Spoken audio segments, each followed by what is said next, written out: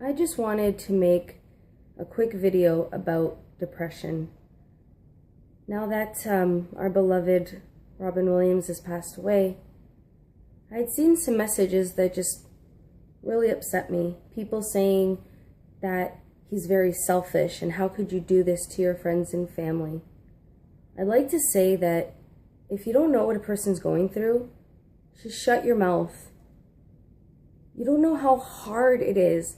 People, they look at depression and think, it's no big deal. It's just something people like to use to kind of complain about.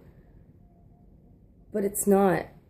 You don't know how paralyzing the pain of it all can be. What I'd like to say to Robin Williams is that I'm sorry he couldn't get the help in time. And I'm sorry he's gone. But I also hope that he's at peace and he's a little bit happier and pain-free. I've been a survivor of depression for many years. I've seen so many different kinds of doctors to get help. But what you don't understand is if a person can't look at themselves and say, okay, there's something not 100% right with me, and they don't believe that they need any kind of help or they don't want that help, nothing you do is gonna help. I went to the doctors and psychiatrists and all these kinds of things, and I would just sit there and wait for the time to pass. And in my head, I'd be, thinking everything that has happened, I deserved it. I got bullied a lot and I was called all kinds of names, but loser, worthless, always kind of struck with me. So I would just think that I'm worthless, I'm a loser, and that the world would be better off without me. That maybe I would be happier if I was gone because nobody else could continue to upset me or hurt me. I kept a lot of things to myself, which was not the greatest thing because, again, all these things do bottle up. And when you're in this depression, it's like you're seeing the world go and you're kind of floating through it, like you're there but you're not. You're in so much pain and all you want it to do is stop. I dealt with other situations other than bullying and abuse. I also had to deal with sexual assault and rape. And I ended up telling two of my friends, one guy and one girl. And I am a firm believer that people are meant to cross your paths. And they come into your lives for a reason. So I wouldn't change anything. The boy who I'm still friends with, sometimes I'd be in school and anything would trigger it. Something people say, a song that came over the PA. Sometimes nothing would trigger it. Sometimes even just a flashback, a memory in my head. And just to get it out of there, I would start banging my head against the locker. And my friend Steve would try to pull my head back and give me shit. I would start hurting my arm. And I just didn't care. I just, who would want to pick on the girl now who's now picking on herself?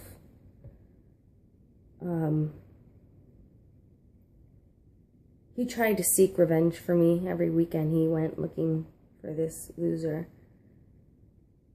And the girlfriend She is someone I am not friends with anymore. She burned me really bad and hurt me really bad. But I don't change the fact that I met her, because again, I believe people come in your lives for a reason. And, you know, she had always said, oh, if you ever need anything, just call me, I'm a phone call away. But the one thing a person who's depressed wants to do is talk about being depressed and why they are. Sometimes you even feel embarrassed, or like people are just not going to understand. They don't realize the severity in it until it's too late.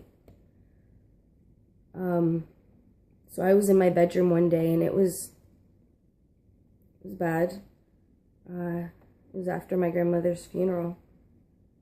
And I was in my bedroom alone, and I was overdosing on pills, which was not the first time that I've done that. And I had the radio playing on in the background. It was on the old Kiss 92 station. And nothing seemed to really get through to me. I was in a daze.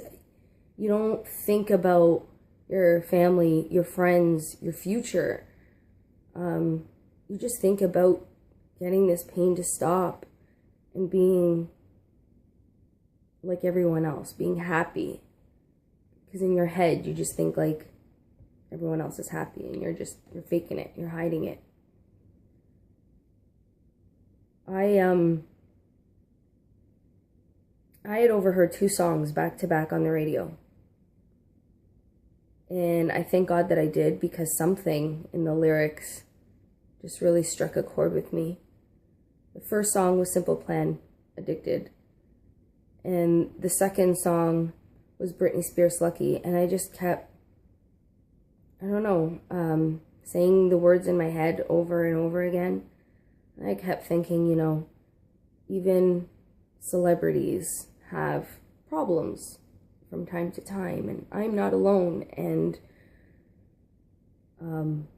there are people going through much worse things than I ended up calling that friend who called the ambulance, and I was told that if it was 5 more minutes longer, that I wouldn't have made it.